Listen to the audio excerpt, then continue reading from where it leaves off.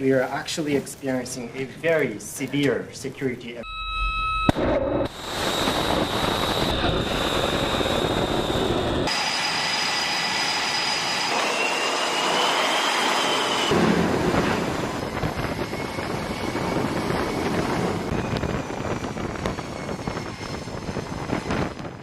First of all, I just want to say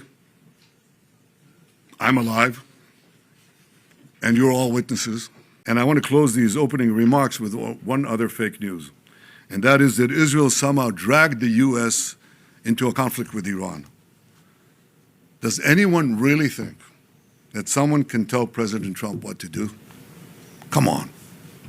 אנחנו פועלים עכשיו לא רק כדי להשמיד את הטילים הבליסטיים ואת תוכניות הגרעין שנשארו, מעט נשאר, אלא גם להשמיד את התעשיות שמאפשרות לייצר את התוכניות הללו.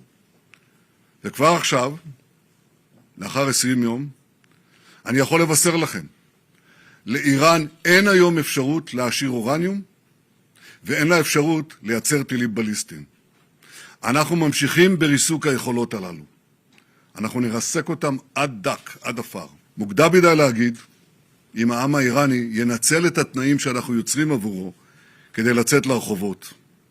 אני מקווה שכך יהיה, אנחנו פועלים שכך יהיה.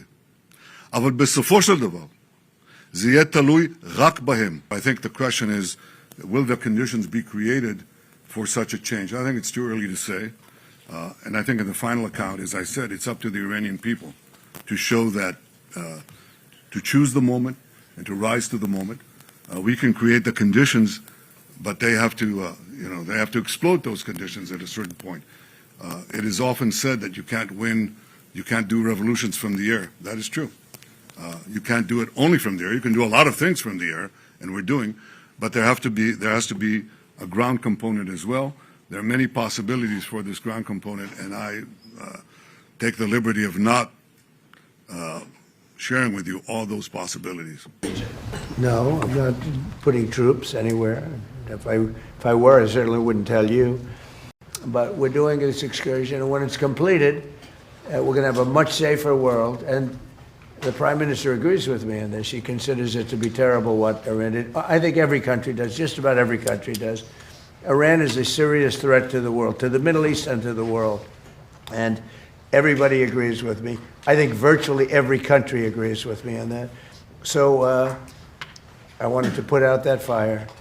And I said, if I do that, oil prices will go up, the economy will go down a little bit. I thought it would be worse. Much worse, actually. I thought there was a chance it could be much worse. It's not bad, and it's going to be over with pretty soon. We've obliterated their Navy. We've obliterated their just about everything there is to obliterate, including leadership. Their Navy's gone, their Air Force is gone, their anti-aircraft equipment is gone. We're flying wherever we want, Pete. We have nobody even shooting at us. As you know, their leadership is gone. Their leaders are gone. They picked new leaders, they're gone, and now they're looking for new leaders again.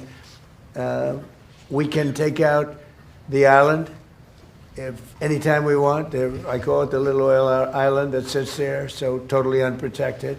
And we've taken out everything but the pipes. We left the pipes because to rebuild the pipes would take years for them to do. I would say we are substantially ahead of schedule, and I had to do this. I call it an excursion. I had to take this little excursion and do something that no other president had the courage to do. We are seeing the defections at all levels as they're starting to sense what's going on with the regime. It doesn't get reported here in the U.S. very well, but we are trouncing them from the air, and the regime will probably collapse within itself. At Treasury, we've seen where they've wired their money out of the country. We're coming for that. We're going to get it back to the Iranian people. Mr. President, seeing defections? Is Israel? There's a lot of military defections also. You have a lot of military defections in Iran. I don't blame them. Thank you, Mr. President. Yes, we do. We're